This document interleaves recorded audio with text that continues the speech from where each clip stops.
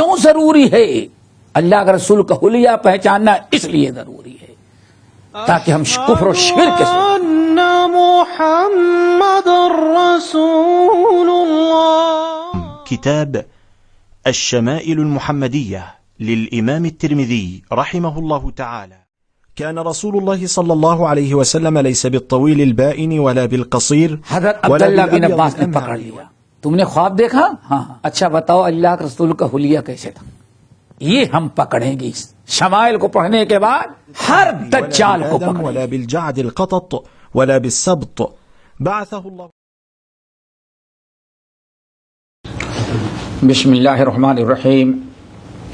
ان الحمد للہ نحمده ونستعینه ونستغفره ونعوذ باللہ من شرور انفسنا ومن سیئات اعمالنا من يهده الله فلا مضل له ومن يضلله فلا هادي له واشهد ان لا اله الا الله واشهد ان محمدا عبده ورسوله. يا أيها الذين آمنوا اتقوا الله حق تقاته ولا تموتن إلا وأنتم مسلمون. يا أيها الناس اتقوا ربكم الذي خلقكم من نفس واحدة وخلق منها زوجها وبث منهما رجالا كثيرا ونساء واتقوا الله الذي تساءلون به والأرحام إن الله كان عليكم رقيبا. يا أيها الذين آمنوا اتقوا الله وقولوا قولا سديدا يصلح لكم أعمالكم ويغفر لكم ذنوبكم ومن يطع الله ورسوله فقد فاز فوزا عظيما. أما بعد فأعوذ بالله من الشيطان الرجيم. بسم الله الرحمن الرحيم. لقد كان لكم في رسول الله أسوة حسنة. باب ما جاء في عيش رسول الله صلى الله عليه وسلم. قال حدثنا قتيبة بن سعيد قال حدثنا حماد بن زيد عن أيوب عن محمد بن سيرين قال كنا عند أبي هريرة رضي الله تعالى عنه وعليه ثوبان ممشقان من كتان فتمخط في أحدهما وقال بخن.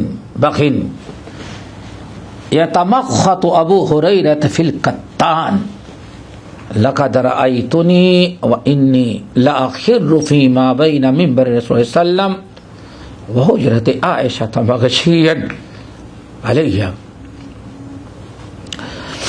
فيجيء الجائي فيضع رجله على عنقي يرى النبي جنونا وما بجنون وما هو إلا الجوع. محترم حضرات، دینی بھائی اور بہنوں، شمائل ترمذی میں آج نواں باب شروع ہو رہا ہے جو ہے باب ما جاء فی عیش رسول اللہ صلی اللہ علیہ وسلم. نبی علیہ السلام کے عیش کے بارے میں. عیش یہ اردو والا نہیں سمجھ لے. عیش عربی میں کہتے ہیں گزارے کے لیے جو انسان کھانا پینا ہوتا ہے، کپڑا کھانے پینے، اس کو کیا کہا جاتا ہے؟ عیش. اسی لیے بعض ممالک خلیجی ممالک ایسے ہیں کہ روٹی کا نام ہی عیش رکھے ہیں. روٹی کو خبز نہیں کہتے، کیا کہتے ہیں؟ عیش. تو عیش رسول اللہ نبی علیہ السلام کے کھانے پینے اور گزارا، آپ زندگی کیسے گزارتے تھے اس کا بیان، گزر بسر کرنا، خصوصاً کھانے پینے اور پہننے میں. اگر یہ بات سمجھیں، یہ باپ کا مطلب ہے. اور سب سے پہلی چیز تو یاد رکھیے گا کہ نبی علیہ السلام کا کھانا پینا بہت سادگی کا ہوتا تھا اور بہت کفایت کے ساتھ. چونکہ مال ایک فتنہ ہوتا ہے وَلَوْ بَسَطَ اللَّهُ الرِّزْقَ لِعِبَادِهِ لَبَغَوْا فِي الْأَرْضِ. اللہ فرماتے ہیں اگر ہم زمین پر بسنے والے سب کے لیے مال کا دروازہ کھول دیتے، رزق کشادہ کر دیتے، سب سرکشی پر آمادہ ہو جاتے ہیں، سب دین سے دور ہو جاتے ہیں، برائیاں اور میں مبتلا ہو جاتے ہیں. اور تقریباً یہ ہوتا ہے. آپ اپنے محلے کا دیکھ لیں، اپنے محلے کا، اپنے رشتے ناتے کا. محنت مزدوری کرتے رہے ہوں گے، بیوی پردہ کرتی رہی ہوگی، بہو آئے گی وہ بھی پردہ کرتی رہی ہوگی، نماز پڑھتے رہے ہوں گے، لیکن جہاں مال آ گیا، دولت آ گئی، دولت کی ریل بیل ہوئی، تو اب وہ ساری چیزیں تجربہ کیے ہوں گے. اسے بہت سارا مسئلہ ہوتا ہے. مال آ جانے کے بعد سنبھالنا بہت مشکل ہوتا ہے. اسی لیے نبی علیہ السلام دعا مانگتے تھے، اللہم اجعل رزق آل محمد قوتا. قوت نہیں کہنا، قوت میں طاقت، قوت قوت قوت قاف واو تا، قوت کہتے ہیں. قوت مالا یموت، عربی کا مقولہ ہے، یعنی اتنا ہی کھانا پینا رکھو جس میں موت سے بچ جاؤ. جی نہیں کرے.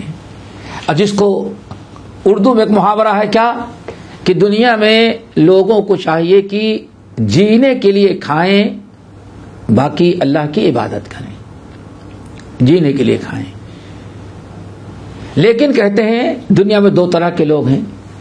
بہت تھوڑے لوگ ہیں جو زندہ رہنے کے لیے کھاتے ہیں، اور کچھ لوگ ایسے ہیں کہ کھانے کے لیے زندہ رہتے ہیں. فرق ہے دونوں میں. ہاں، تو نبی علیہ السلام دعا مانگتے، اللہم اجعل رزق آل محمد قوتا. اللہ ہمارے اہل و عیال کو قوت عطا کرنا. قوت یعنی اتنا کم نہ ہو کہ جس میں گزارا مشکل ہو جائے، اور اتنا زیادہ نہ ہو کہ اس کے اندر مشغول ہو کر کے اللہ تعالیٰ آپ کو بھول جائیں. اس کو کیا کہا جاتا ہے؟ قوت.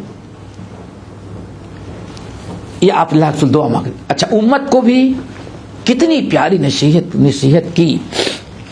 اللہ تعالیٰ ہم سب کو عمل کی توفیق نصیب فرمائے اور زہد ہمارے اندر پیدا کرے.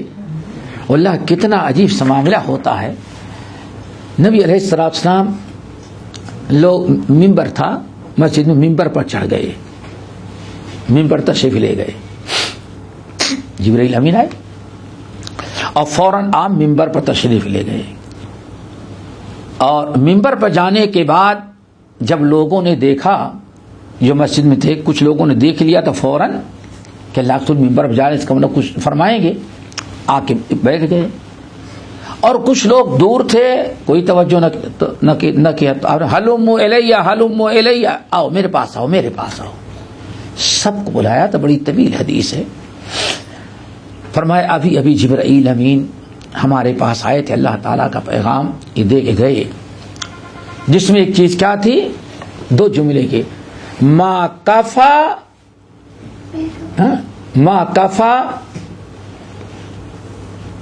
جو انسان رزق جس کو اتنا ملے، ما قل و کفا خیر مما کثر و الہا. بہت ضرورت ہے آج اپنے رزق کے معاملے میں یعنی غور فکر کرنے کی. دیکھو کتنا پیارا پیغام جبرائیل امین لے کے آ رہے ہیں آسمان سے. اللہ تعالیٰ کی طرف جائیں، محمد کو صلی اللہ علیہ وسلم کو کہیں فوراً یہ پیغام پہنچا دیں. ما قل و کفا خیر مما کثر و الہا. زبانی بھی یاد کرنا چاہیں تو یاد کر سکتے، چھوٹے سے. ما قل و کفا، جو تھوڑا ہو لیکن کفایت کر جائے، اللہ برکت دے دے کفایت کر جائے. یعنی اتنا ہے کہ جس میں کوئی پریشانی نہیں، بھوکا نہیں سونا پڑتا، کھانا گزر جاتا. جو تھوڑا ہے لیکن کافی ہو جاتا ہے، اللہ برکت دے دیتا ہے، صبر دے دیتا ہے. خیرون، یہ رزق بہت ہی خیر و برکت والا ہے. مما کثر و الہا، اس رزق کے مقابلے میں کہ اللہ نے دیا تو بہت لیکن اس رزق نے، مال نے لوگوں کو اپنے اندر مشغول کر کے اللہ سے غافل کر دیا. ترجمہ سمجھ میں آ گیا؟ ما قل وکفا خیر مما کثر وعلا. یہ بڑی پیاری حدیث ہے. اور پھر آج کہیں بھی آپ لوگ یا جتنے ساتھی سن رہے ہیں، کوئی نوکری کا معاملہ آ جائے، کوئی کاروبار کا معاملہ آ جائے، تو آپ صرف یہ نہ دیکھیں کہ مارکیٹ میں کون سا کاروبار چل رہا ہے، صرف یہی نہیں دیکھیں، دیکھنا ہے، نقصان نہ اٹھائیں. لیکن اللہ رسول نے ساتھ فرمایا لا تتخذوا الضیعۃ فترغبوا فیہا. کوئی بھی ایسا پیشہ روزی روٹی کا تم نہ اپناؤ جو تمہیں اللہ کی یاد سے غافل کر دے. اس کا مطلب ہے لا تتخذوا الضیعۃ فترغبوا عن الدنیا. جی حلال، کوئی بھی حلال کاروبار، حلال نوکری، رزق بھی اللہ نے فرمایا. حضرت عبداللہ بن مسعود راوی ہیں کہ دیکھو، کوئی صرف یہ نہ دیکھو کہ تنخواہ آمدنی کہاں بہت زیادہ ہے، بلکہ یہ بھی خیال رکھو کہ کوئی ایسا کام نہ کرو، کوئی ایسا حرفہ، ایسا پیشہ نہ اپناؤ روزی روٹی کا جس کی وجہ جو تمہیں اپنے اندر مشغول کر کے اللہ تعالی کی یاد سے غافل کر دے. ٹھیک ہے نا؟ اسی لیے کسی شاعر نے بڑی اچھی بات کہی، اے طائر لاحوتی، اے طائر لاحوتی، اس رزق سے تو موت اچھی جس رزق میں آتی ہو پرواز میں کوتاہی. ہمیشہ یہ چیزیں یاد رکھیں. اب آئیں، محدثین نے نبی علیہ الصلاۃ والسلام کی زندگی کیسے گزری، صحابہ کی کیسے گزری، شمائل میں، کتاب الزہد میں نقل کر دیتے ہیں تاکہ قیامت تک آنے والے لوگ ان احادیث کو سمجھیں اور عبرت و نصیحت حاصل کریں. پہلی حدیث امام ترمذی رحمۃ اللہ علیہ نقل کرتے ہیں، حدثنا قتیبہ بن سعید، ہم سے حدیث بیان کیا قتیبہ ابن سعید نے. انہوں نے روایت کیا حماد ابن زید سے. حماد ابن زید نے روایت کیا ایوب سختیانی، ایوب سختیانی سے. ایوب سختیانی روایت کرتے محمد ابن سیرین،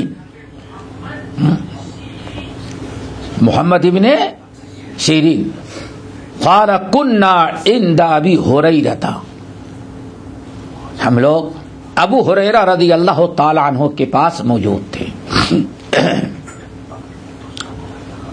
ابو ہریرہ کے پاس بیٹھے تھے. کون؟ محمد ابن سیرین. محمد ابن سیرین رحمۃ اللہ علیہ ایک کبار تابعین میں سے ہیں. حضرت ابو ہریرہ رضی اللہ تعالیٰ عنہ کے مشہور مخصوص شاگردوں میں ہیں اور کبار تابعین میں ان کا شمار ہے، اور بڑے ہی عابد و زاہد تھے، اللہ تعالیٰ کے راہ میں خرچ کرنے والے تھے. ان کے واقعات اور ان کی سیرت طلبۃ العلم کے لیے بہت بڑی ایک عبرت و نصیحت اور موعظہ ہے. کہتے ہیں ہم لوگ ابو ہریرہ رضی اللہ تعالیٰ عنہ کے پاس بیٹھے تھے. وعلیہ ثوبان ممشقان من کتان، اور حضرت ابو ہریرہ رضی اللہ تعالیٰ عنہ کے بدن پر 2 کپڑے تھے، یعنی جوڑے، ہاں چادر سمجھ لو، شال، ہاں ایک پہنے ہوئے تھے، ایک اوڑھے تھے. اور وہ دونوں چادریں ممشقان، بیل بوٹے والی تھی، سادی نہیں تھی، یعنی تطریز ایمبروڈری کی بھی تھی، خوشنمائی تھی، قیمتی تھی. من کتان، کتان کی تھی. کتان ایک کپڑا آتا تھا جس کو کتان کہتے تھے. آج بہت سارے کپڑے ہوتے ہیں، کپڑے نام سے ہوتے ہیں، کپڑے نام سے ہوتے ہیں. تو اور بعض لوگوں نے کہا کتان، کتان بر صغیر میں جو السی ہوتی ہے، السی، بہت سارے اہل لغت کرتے ہیں کتان. عرب کے لوگ اسی چیز کو کہتے ہیں جو ہمارے بر صغیر میں السی ہوتی ہے. السی کے چھالیوں سے اور اس کے جو چھلکے ہوتے ہیں بڑا قیمتی کپڑا بنایا جاتا تھا. تو اس کپڑے کو کیا کہتے تھے؟ کتان. تو کتان کے دو عالیشان، یہ بھی کہیں دو بڑے قیمتی شالیں ان کے بدن پر تھی. فتمخت فی احدہما، تو ایک میں انہوں نے تھوک دیا، جیسے کھانستے پر نزلہ وغیرہ رہتا ہے اسی میں، اسی کپڑے میں سب کے سامنے کیا کیا؟ تھوکا اور ناک صاف کی، اور اس طرح سے مسل کر کے کہا بخن بخن بخن. ہاں دیکھو، پھینکو، زمین پر رکھو، زمین پر رکھو، اس کو رکھ دو وہاں. یعنی ٹیشو تو تھا نہیں، دستی میں اپنی ناک، اپنا نیٹا، اپنا بلغم صاف کرنے کو، کس میں؟ او چادر میں، شال میں. اور کہا بخن بخن رکھو ادھر. اللہ ہوگا. لقد رأیتنی، لقد رأیتنی وإنی لاخر فیما بین منبر رسول اللہ صلی اللہ علیہ وسلم وحجرت عائشہ تھا. لوگوں جو وہاں بیٹھے ہوئے تھے، لوگوں آج دیکھتے ہو ابو ہریرہ کے ہاتھ کس پر تھوک رہا ہے، کیا پہنے ہوئے؟ قیمتی چادر پر اپنی ناک صاف کر رہا ہے، اپنا بلغم تھوک رہا ہے. آج اللہ نے ابو ہریرہ کو اتنا مال و دولت دے دیا. حالانکہ ایک وقت میرے اوپر ایسا آیا ہوا ہے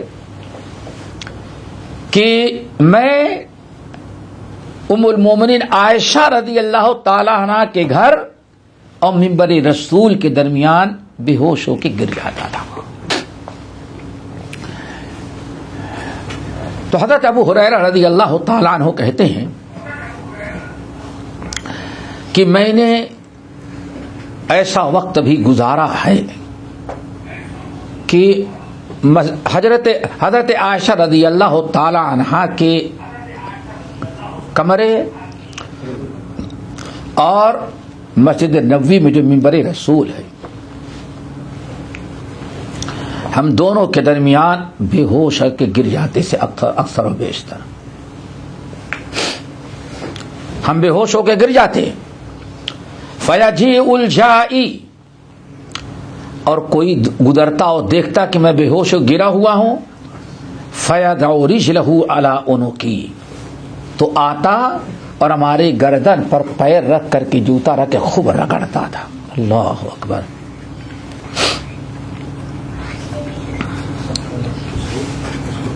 کہتے ہیں کہ یرا النبی جنونا، وہ دیکھتا تھا کہ مجھے مرگی کی بیماری ہے، مرگی کی بیماری سمجھتا تھا. اور عربوں میں مرگی کا علاج جو تھا وہ یہ تھا کہ گردن پر پیر رکھ کر کے اس کو دبائے رگڑے تو وہ بیماری دور ہو جاتی. ان کے ہاں علاج سمجھا جاتا. اور یہی تقریباً علاج تھوڑا سا بدل کر کے ہمارے بر صغیر میں ہے، شاید کہ اب تو ضرورت ہی نہیں پڑتے. بر صغیر میں مشہور ہے کہ مرگی کی بیماری والا اگر اس پر دورہ پڑے تو جوتا اس کے ناک پر رکھو، جوتا سنگھاؤ. مشہور ہے نا یہ مشکل لوگ نہیں جانتے بیچارے. جوتا کیا چابی وغیرہ. اچھا علاقے میں کچھ تو جوتا سنگھاؤ.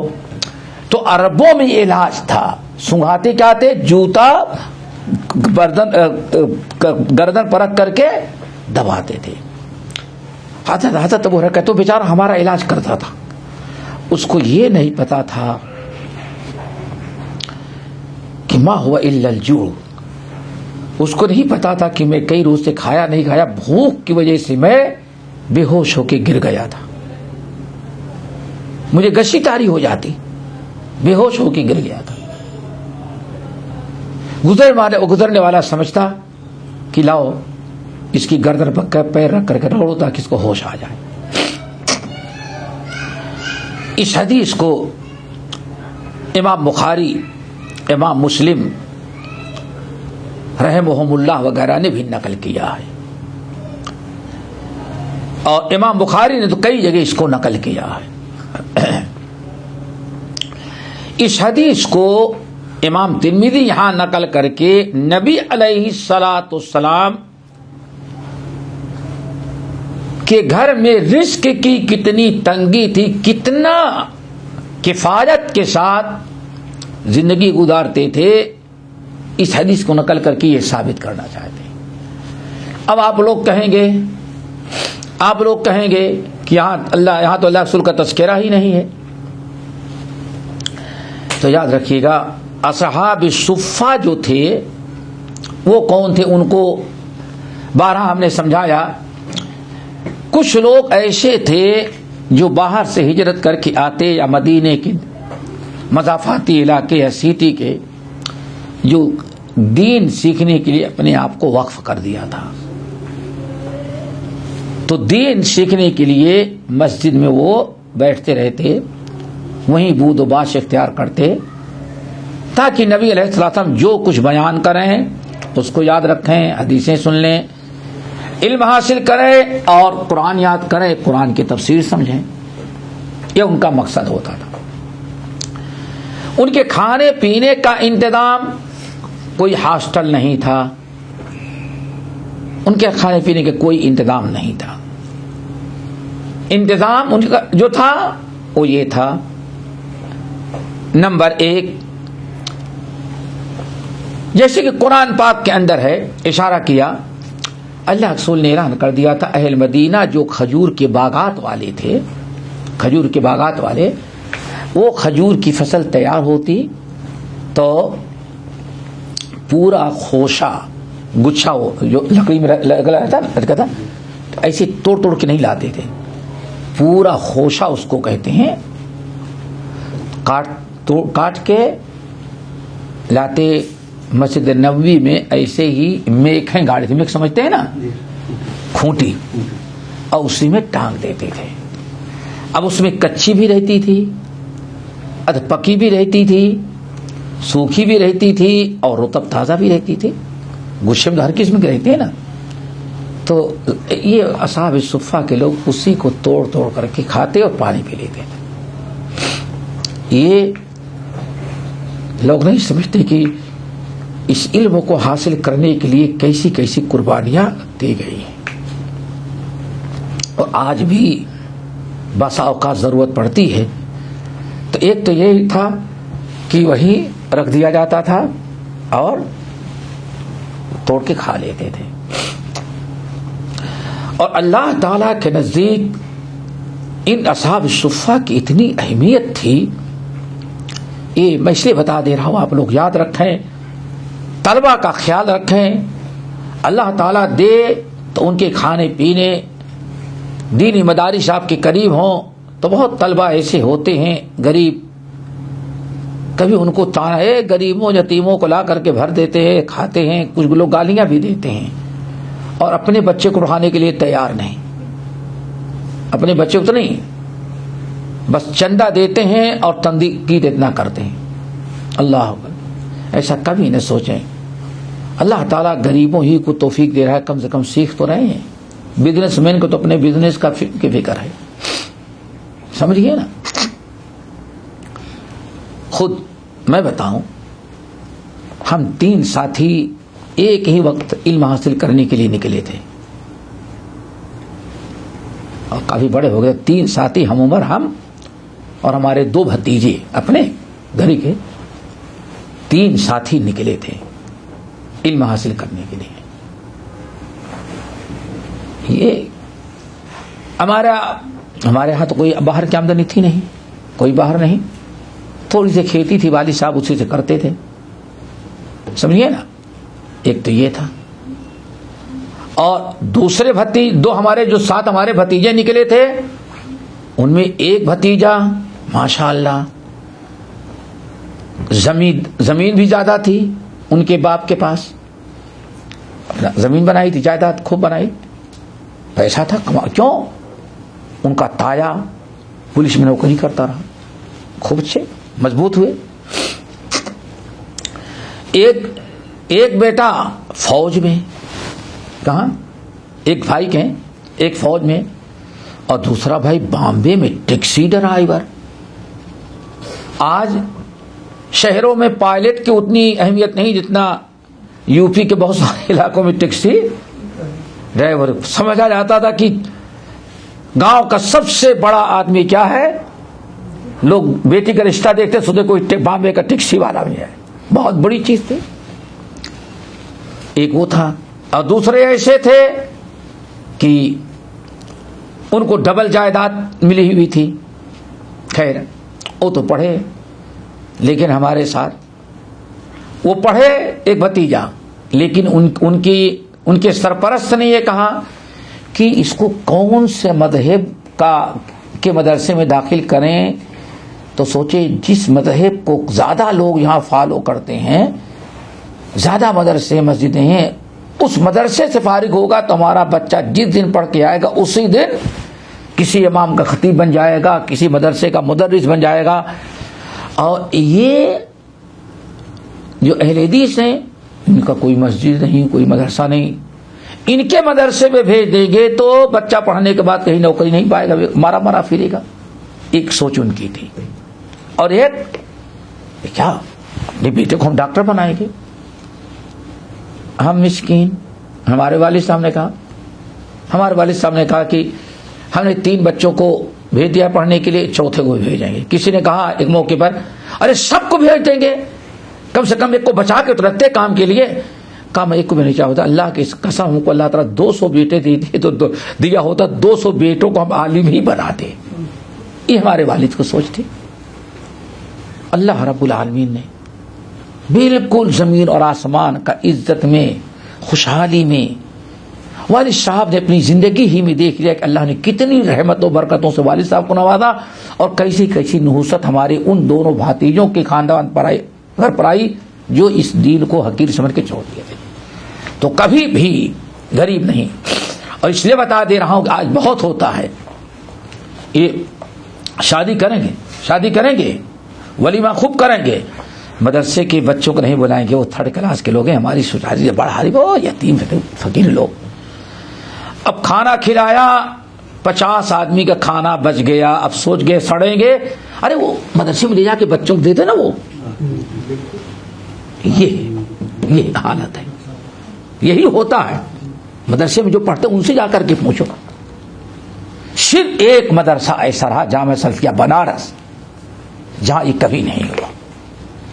اور وہاں شہر کا جو مالدار شادی کرتا تو بڑے سے بڑے لوگوں کو بلاتا، انہی کے ساتھ میں جامعہ سلفیہ بنارس کے طلبہ اور مدرسین کو وہی کھانا، وہی ٹیبل ہوتا. یہ وہاں خزت تھی. تو کبھی یہ نہ سمجھیں، ان کی بڑی قدر کریں. تو بتا رہا تھا، ایک تو سن لیا کھانے کے کیا تھا، کھجور ڈال دیں. ایک انسان کی نیت خراب ہو گئی، اللہ اکبر. دیکھو ان کا مقام، ان کا، ہم کہتے ہیں یتیم بھکاری ہیں، آگے کھا رہے ہیں. یہ نہ سوچو دیکھو کیا کر رہے ہیں، اللہ تعالی کی نگاہ میں ان کی کتنی عزت ہے. ایک شخص کی نیت خراب ہو گئی تو سوچا یہ سڑی گلی جو ہے نا، خوشے میں کچھ خردی بھی ہوتی ہیں، سڑی گلی ہوتی ہیں، اچھا والا خوشہ دینے کے بجائے چلو یہ سڑا گلا جو ہے اسی کو لے جا کر کے، کون دیکھتا ہے، یہ فقیر لوگ ہیں، یہ سڑا گلا سب کھا لیں گے. ارے سارے لوگ اچھا کھجور لا کے دیتے ہیں اور میں اگر بیچ میں لے جا گھسا دیا ٹانگ دیا خراب والا تو کیا کریں گے؟ واللہ اتنا ہی سوچ کے ٹانگ دیا. فوراً اللہ کے رسول پر وہی نازل ہوئی, اس کا پردہ فاش کر دیا. کہا اس شخص نے ان کو بھکاری اور فقیر حقیر سمجھ کر کے سڑا گلا لا کے کھجور دیا, اور اس کو اگر دیا جاتا کھجور سڑا گلا تو کبھی قبول نہ کرتا. اشارہ کیا کہ ان کی عزت ہونی چاہیے. تو ایک طریقہ تھا, سمجھ گئے نا, ایسے کھانوں میں بھیج دیتے تھے. دوسرا کھانے کے انتظام یہ تھا, اللہ اکبر, وما ارسلناک الا رحمۃ للعالمین. نبی علیہ الصلاۃ والسلام کے گھر میں اگر کوئی کھانا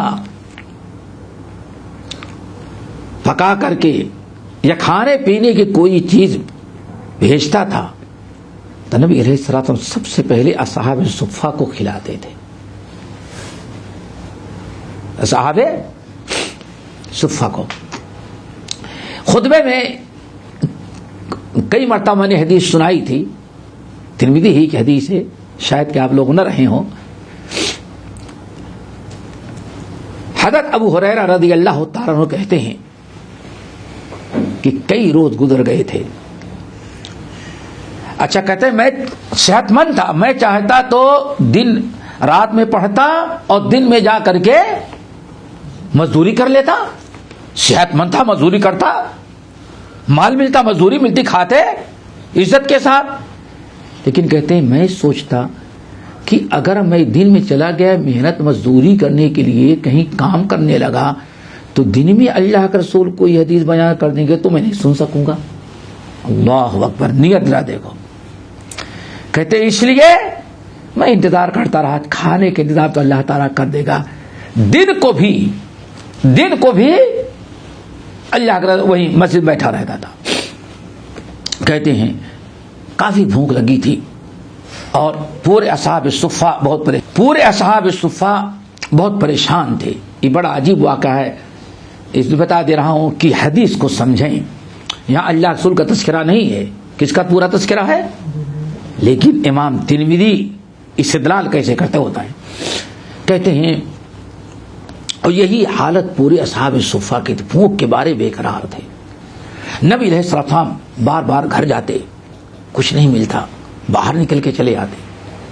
کہتے وہ منظر میں کبھی نہیں بھول سکتا جو دیکھا اس دن. تھوڑی ہی دیر کے بعد ایک پیالہ دودھ آیا. کیا؟ کسی نے ایک پیالہ دودھ اللہ کے رسول کے پاس بھیجا. اللہ کے رسول کے پاس بھیجا, گفٹ, تحفہ. اللہ کے رسول نے پیا نہیں, فوراً وہ پیالہ لے کے کہاں گئے. ممکن شاید ترمذی میں کہیں آ جائے, سنن اس میں ہو سکتا ہے شمائل میں بھی آ جائے, ورنہ سنن کی روایت ہے. کہتے ہیں اللہ کے رسول خود نہیں پیے, فوراً لے کر کے ہمارے آئے. تو چونکہ سب سے زیادہ میں ہی بھوکا تھا تو میں نے سوچا کہ اللہ کے رسول ہم کو دے دیں گے. اللہ کے رسول نے فرمایا کہ ابو ہریرہ لے جاؤ, ان کو پلاؤ. کہتے ہیں بھوک مجھ کو اتنی لگی, بے ہوش ہو رہا ہوں, لیکن اللہ کے رسول ہم سے کیا کہتے ہیں, پہلے ان کو پلاؤ. آقا کا حکم, رسول صلی اللہ علیہ وسلم کا حکم, اس کو پلایا. سوچتا ہوں شاید اب پلائیں, نہیں اس کو پلاؤ. پھر سوچا تھا دوسرے کے بعد تیسرا نمبر لگ جائے, ہمارا نمبر ہی نہیں لگتا, اس کو پلاؤ. یہاں تک کہ پورے 70 جو اصحاب صفہ تھے سب کو پلایا. سوچا کہ اب ہماری باری ہے, آخری کو پلایا, سوچا اب ہماری باری ہے. پیاسا, اللہ سبحانہ نہیں پیو, نہیں, باہر جاؤ دیکھو تو مسجد میں دوسرے لوگ کون بیٹھے. اللہ اکبر, یہ واقعہ شاید نہیں سنے تھے ابھی تک. ہاں, وہاں جاؤ, سب کو بلایا. اب جتنے لوگ تھے بلائے بھائی, اللہ سب کو پلایا. تو سوچا شاید اب ہماری باری آئے گی.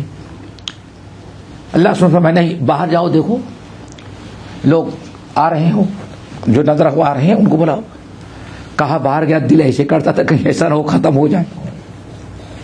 باہر گئے, بلایا, آئے, سب کو پلا دیا. تو سوچا کہ شاید اب مجھے دیں گے اللہ سن. اللہ صبح نہیں, باہر جاؤ دیکھو, اور کوئی دور دراز نہ, بلاؤ سب کو. کہا گئے, بلائے. جب بار بار گئے تو اللہ, میں نے کہا اللہ رسول اب تو کوئی نظر نہیں آ رہا ہے. تو آپ نے فرمایا اچھا تم پی لو. اللہ اکبر. یہ طالب علم کی عزت اور اس دینی علم کی حاصل کرنے میں کتنی مشکلات آتی ہیں. استاد کو بھی صبر کرنا چاہیے اور شاگردوں کو بھی. لقد لقینا من سفرنا ھذا نصبا. موسیٰ علیہ السلام کیا کہا علم حاصل کرنے کے لیے؟ اس سفر نے تو ہمیں بہت تھکا دیا اللہ. لیکن موسیٰ علیہ السلام پیچھے نہیں ہٹے، نہیں جاری رکھیں گے. موسیٰ علیہ السلام یہی ہے نا، علم حاصل کرنے کے لیے جا رہے ہیں. تو اللہ رسول نے فرمایا پیلو. کہا پی لیا تو میں سوچا کہیں ختم ہو جائے تو اللہ رسول رہ جائیں گے. پیا فوراً پکڑا دیا اللہ رسول، شراب اور پیو. پھر پیا، پھر ڈرتے کہیں اللہ رسول ختم نہ ہو جائے. پیا پھر پکڑا اور پیو. کہتے اور پیا. اتنا پیا کہ آخر میں کہا اللہ رسول اور پیو. اللہ رسول اب جگہ نہیں یا رسول اللہ اب پیٹ میں کوئی جگہ ایک قطرے کی بھی جگہ باقی نہیں. آپ نے پیا اور پھر اب گھر لے گئے، اپنے اہل ویال کو ملایا.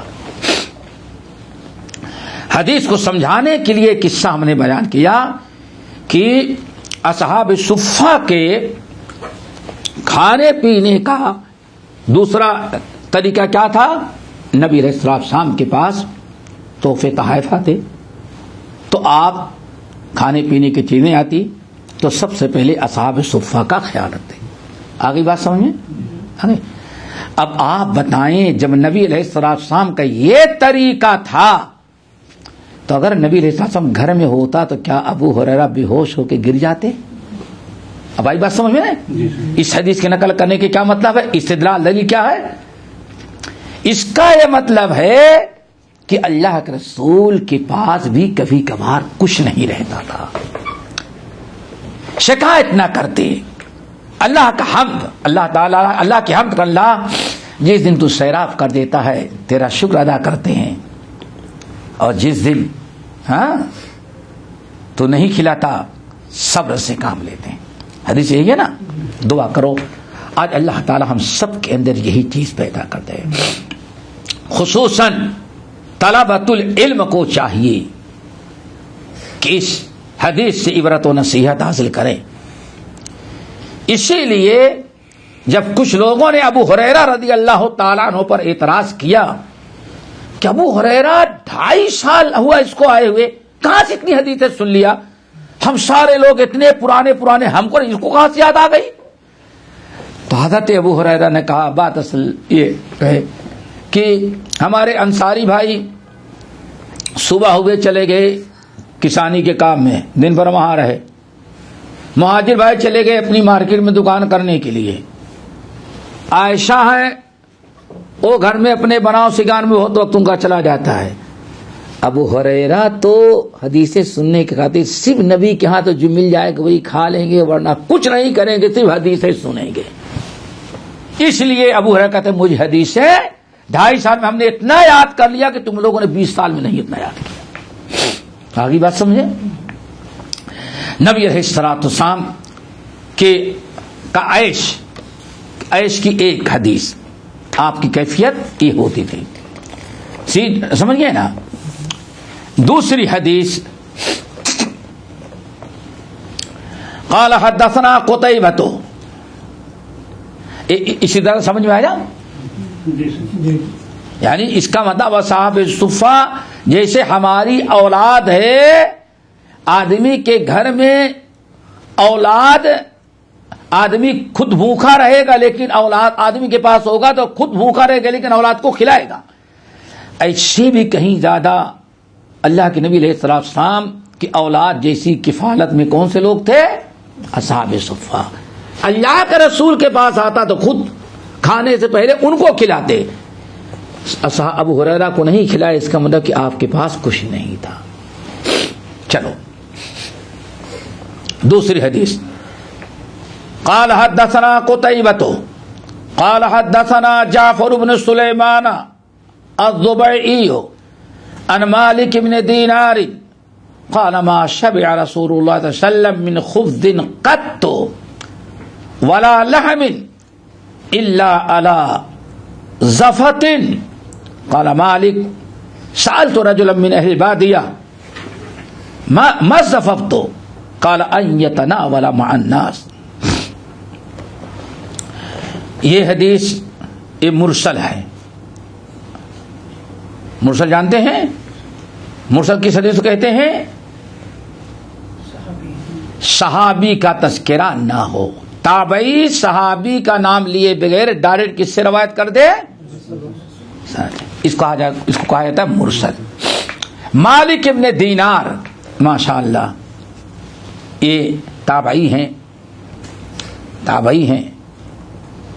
اور بڑے عابد و زاہد تھے. عابد و زاہد تھے. اور کیرلا والے یہی کہتے ہیں، ہاں کہتے ہیں کیرلا میں سب سے پہلے اسلام یہی لے کے آئے. اور ایک قبر بتاتے ہیں لوگ. مالک ابن دینار نہایت عابد و زاہد انسان تھے، نیک اور صالح تھے. کہتے ہیں ما شبع رسول اللہ صلی اللہ علیہ وسلم من خبز قط ولا لحم.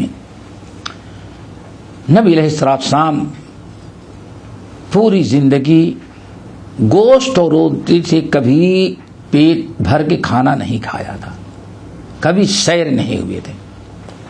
ہاں کبھی سیر نہیں ہوئے تھے. یعنی جو بھی مل جاتا تھا پورے گھر والوں کے ساتھ بانٹ کر کے اسی پہ گزارا کر لیتے. کبھی روٹی مل گئی تو گوشت نہیں، کبھی گوشت ہے تو کیا نہیں ہے روٹی نہیں، کبھی گزارا کر لیتے. الا علی زفف، ہاں زفف پر آپ آسودہ ہو کے کھاتے تھے. زفف غار ڈبل فا، ٹھیک ہے نا.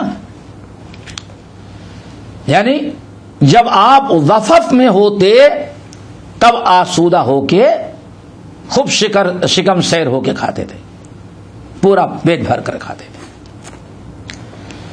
مالک ابن دینار کہتے ہیں سألت رجلا من اہل البادیہ، ہم نے بہت سارے لوگوں سے پوچھا یہ زفف کیا چیز ہے. زفف تو کہتے ہیں میں نے یہ معنی پوچھنے کے لیے ذرا دیکھو حدیث پر کتنی محنت کی. میں بدوؤں کے پاس دیہات میں گیا. کہاں گیا؟ دیہات میں. دیہات میں کیوں گیا؟ اس کی وجہ کیا ہے؟ سیٹی میں کبھی کوئی زبان اصلی محفوظ نہیں رہ جاتی. کیوں؟ ہر قسم کے لوگ ہیں. عربی ہوگا تو آپ سے بات کرنی ہے، روسی سے بات کرنی ہے، انگلش والوں سے بات کرنی ہے، نیپالیوں سے بات کرنا ہے، سری لنکے، دکانیں ان کی، کاروبار ان کے، آمد و رفت ان کی. سمجھے نا. حج میں ایک صاحب کیسے محفوظ ہے؟ حج میں جو حج کا معلم تھا اصل بڑا دیندار تھا وہ. تو کچھ لوگ حج میں گئے، ابھی چند سال پہلے کی بات ہے. مکے میں جس بلڈنگ یا گھر میں تھے تو عربی بیچارہ جو اصل معلم تھا، عربی اصل، اچھا اس میں بہت نیک ہوتے ہیں، بہت نیک ہوتے ہیں. وہ سوچتے ہیں اللہ کے رسول کے مہمان ہیں، ان کی خدمت کریں. تو اوپر گیا ہو ملنے کے لیے، تو بلڈنگ ہو گئی نا. گیا تو پوچھا کوئی تکلیف تو نہیں ہے، کوئی تکلیف تو نہیں ہے، کوئی پریشانی تو نہیں ہے. یعنی اگر کسی نے کہا پیسہ ختم ہے تو کچھ پیسہ دے دیتا تھا. نہیں اخلاقاً گیا تو روٹی پک رہی تھی. اب ایک خاتون روٹی بنا رہی ہیں اور آگ کی وجہ سے زاروں قطار پانی بہنے لگتا ہے نا. ہاں تو وہ بیچارہ روٹی پکا رہی تھی اور آنسو نہیں بہ رہے تھے، ٹھیک ٹھاک تھی. تو یہ معلم پوچھتا ہے بیبی تم روتی ہو؟ کیا تم روٹی پکا رہی ہو؟ تو روٹی کیا کہتی ہو؟ نہیں میں نہیں رو رہی ہوں. وہ کہتا ہے روتی کر رہی ہو؟ نہیں میں نہیں رو رہی ہوں. اب نہیں کیا سمجھے وہ؟ دیکھو اب وہ مجبور ہے شہر کا آدمی، شہر میں باہر کے جو لوگ جو رہتے ہیں ان کی بات سننے کے لیے. جدہ ایئرپورٹ پر بامبے سے قافلہ نکلا اور صرف ہاتھ کی فلائٹیں جدہ آتی تھیں، اور نئی فلائٹیں بھی، پہلے فلائٹیں نہیں تھی نا، صرف پانی والا، آج سے 40 سال تک بہت پہلے. اب کسی نے کہہ دیا وہاں مرچ نہیں ملتی، کھانا بالکل ہاسپٹل کی طرح ملتا ہے، نہ مرچ ہے نہ نمک ہوتا ہے اس میں. تو انہوں نے مرچ خریدی بامبے میں، اور پھر کسی نے کہا ارے بھائی مرچ تو لے کے جاؤ کہ وہاں سل اور کیا کہتے ہو پتھر کہاں ملے گا؟ تو کہا ہم ہی پسا کے لے کے جائیں گے. پسا لیا اور خوب زیادہ. کیا ارے نہیں وہاں بہت سارے لوگ ہوں گے بیچارے، ثواب ملے گا تقسیم کرنے کے. خوب لے کے گئے. وہ نیڈو کا ڈبا آتا تھا پہلے دودھ کا، وہ جو آتا ہے بڑا سا، اس میں خوب بھر لیے پیک بالکل. اب جدہ ایئرپورٹ پر کسٹم آفیسر پوچھتا ہے کہ یہ کیا ہے؟ کہتا ہے مرچی. اب مرچی کیا سمجھے وہ؟ سو دیکھو آدمی مجبور ہو جاتا ہے، مرچی ہے یہ. انہیں نا کسٹمر آفیسر تھا، کہتا شو بہت کچھ. تو آخر کار وہ بیچارہ ایک ہی بات کہتا، یہ مرچی ہے. اب مرچی سمجھنے والا وہ اسٹاف کوئی نہیں تھا اردو والا. تو گیا آلہ لایا، اس کو کھولا. کھولنے کے بعد اسے خوب زور سے کھینچا. اب وہ ناک میں چلا گیا، مرچی چلی گئی پاؤڈر. اب دیسی مرچی، اب اس نے بھاگ زور سے اٹھا کے پھینکا، فل. اب جتنے پولیس آئے اب زور سے پھینکا تو سب کی آنکھ میں ایک ہنگامہ. کیا؟ تو کوئی عربی آیا، کہا کہ یہ مرچی بول رہا تھا. دیکھو تو شہر کے لوگ جو ہوتے ہیں ان کی کبھی اپنی اصلی زبان باقی نہیں رہتی. آج جانتے ہو یا اللہ بن دل باب، دروازہ بند کرو کو کیا بنا دے؟ بن دل باب. یا اللہ سر سیدھا، یا اللہ عربی سر عربی اور سیدھا اردو. اور یہ سیدھے چلتے چلتے آج ان کے گھروں کے اندر بھی پہنچ گئی ہیں. سر سیدھا، یا اللہ بن دل باب. سمجھ گئے نا؟ یہ سب کہنے کا مطلب یہ کہ ان کی سیٹی کی زبان کبھی ایک نہیں رہتی. سمجھ گئے نا؟ ایک نہیں رہتی. دنیا میں کہیں بھی جاؤ، غیر لوگ جو ہوتے ہیں زبان بگاڑتے ہیں. ہاں ڈیڈی 1 پیس فور می بوٹی.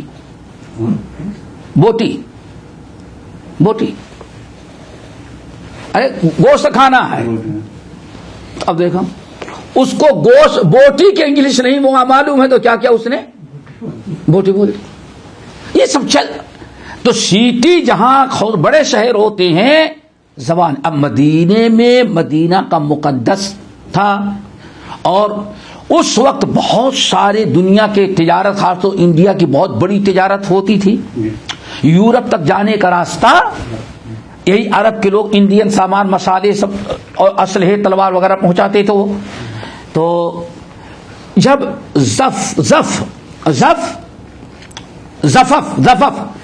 کا معنی مالک دینار پڑھے تو اب مدینے میں کوئی سمجھ نہیں رہا تھا کہاں جائیں. تو کہتے ہیں ہم سٹی چھوڑ کر کے دیہات میں گئے جو صرف اپنی اصلی زبان بولتے ہیں. کیوں؟ آپ بھی آج بدوؤں کے یہاں جائیں گے تو ان کے اپنی اصلی زبان ہوتے ہیں. تو کہتے ہیں میں بدوؤں کے پاس گیا دیہات میں جہاں کی زبان اصلی ہوتی ہے, زبان بگڑی بھی نہیں ہوتی. کہتے ہیں وہاں گئے اور کسی بدو سے میں نے پوچھا, یہ حدیث پڑھی کہ اب پوچھا ضفف کا کیا معنی ہوتا. میں نے کہا مت ضفف, ضفف کس کو کہتے ہیں؟ تو اس نے کہا ضفف کہتے ان یتناول مع الناس, اکیلے کھانا نہ کھائے, لوگوں کے ساتھ جو کھانا کھائے تو ہم لوگ کہتے ہیں ضفف ہے. اللہ اکبر, مل بیٹھنا.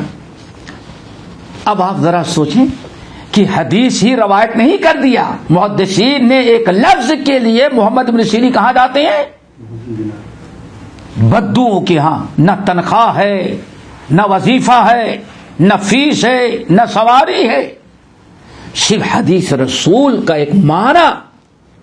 اللہ کے رسول خالص عربی بولتے رہے, کبھی کبھار آپ درد شکمت, ہاں کبھی کبھار کوئی جملہ اللہ رسول بول دیتے تھے, لیکن عام طور پر حدیث اور قرآن کو صرف بلسان عربی مبین میں آپ نے پیش کیا.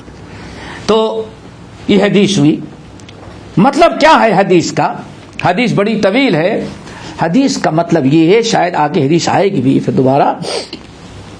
نبی علیہ الصلوۃ والسلام اکیلے جو رہتے تھے اپنے گھر میں, تو عام طور پر وہی کھاتے تھے. کیا؟ بہت کفایت کے ساتھ.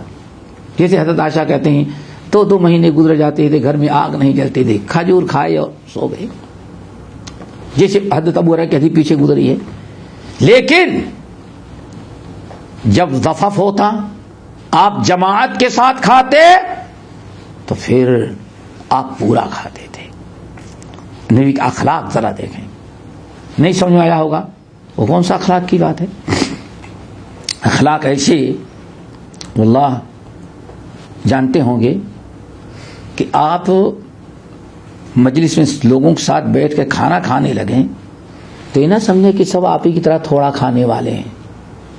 کچھ زیادہ کھانے والے ہوتے ہیں, اور 2-4 آدمی اٹھنے لگے تو اکیلا آدمی رہ جاتا تو شرماتا ہے. دیکھا نبی کے اخلاق, نبی کا اخلاق. اپنے گھر کا سارا شیڈول کھانے کا آپ بدل دیتے تھے. کب؟ جب جماعت کے ساتھ کھاتے تھے. اگر آپ اٹھ جائیں تب لوگ بھی اٹھ جائیں گے. کچھ ایسے بھی کہہ سکتے ہیں نہیں اللہ کے رسول رکے تو ہم بھی اٹھ جائیں گے, ہو سکتا ہے نا. اسی لیے کہتے ہیں چاہے ضفف آپ کے اپنے گھر میں ہو مہمان کے ساتھ, تو آپ پوری ساتھ دے کر کے پورا کھاتے رہے, تاکہ مہمانوں کو اپنی توہین کا احساس نہ ہو.